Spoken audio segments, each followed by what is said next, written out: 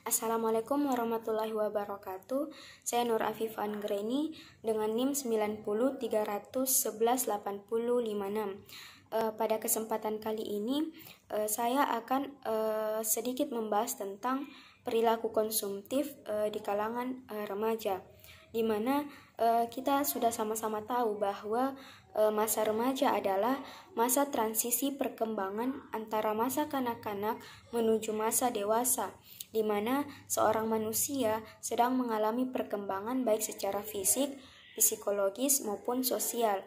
Pada masa ini, mereka sudah memasuki tahap di mana sudah mampu membuat sebuah keputusan sendiri, termasuk memiliki pilihan mengenai apa yang hendak dilakukan dengan uangnya dan menentukan sendiri produk apa yang ingin mereka beli, sehingga tak jarang mereka sering dijadikan sasaran untuk sebuah produk-produk industri. Kenapa? Karena pada masa transisi ini mereka masih bisa dikatakan labil dan masih mudah untuk dipengaruhi, sehingga hal ini mendorong munculnya perilaku membeli barang yang tidak wajar.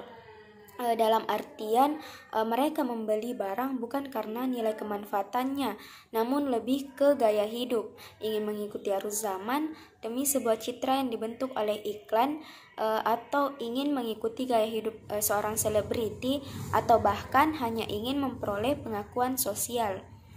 Perilaku budaya konsumsi di masyarakat yang selalu berusaha melakukan konsumsi demi sebuah citra mengakibatkan seseorang berperilaku konsumtif. Perilaku konsumtif merupakan keinginan untuk mengkonsumsi barang-barang secara berlebihan yang sebenarnya kurang diperlukan hanya untuk mencapai kepuasan maksimal.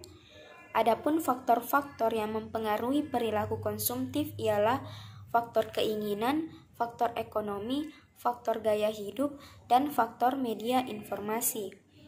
Menurut saya, faktor yang sangat berpengaruh di sini yaitu faktor media informasi, di mana sekarang sangat banyak remaja yang senang berbelanja, baik itu tas, pakaian, atau bahkan sepatu.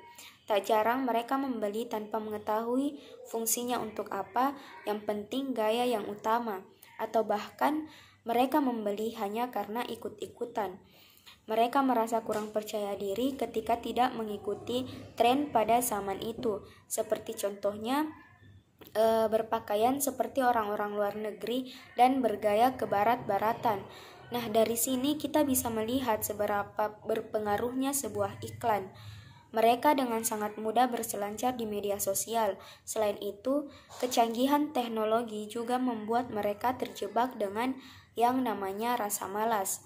Contoh simpel, kalau mereka lapar, lebih memilih membeli makanan lewat aplikasi daripada berangkat sendiri.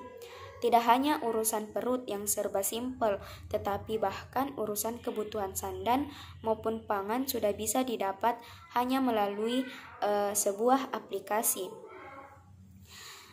Media sosial dan gaya hidup adalah dua hal yang sudah tidak dapat dipisahkan lagi. Media sosial sudah merubah banyak gaya hidup di kalangan masyarakat saat ini. Tanpa kita sadari, apa-apa yang ada di sosial media, termasuk iklan dan sebagainya, itu sudah mendoktrin kita untuk masuk ke dalam dunia mereka.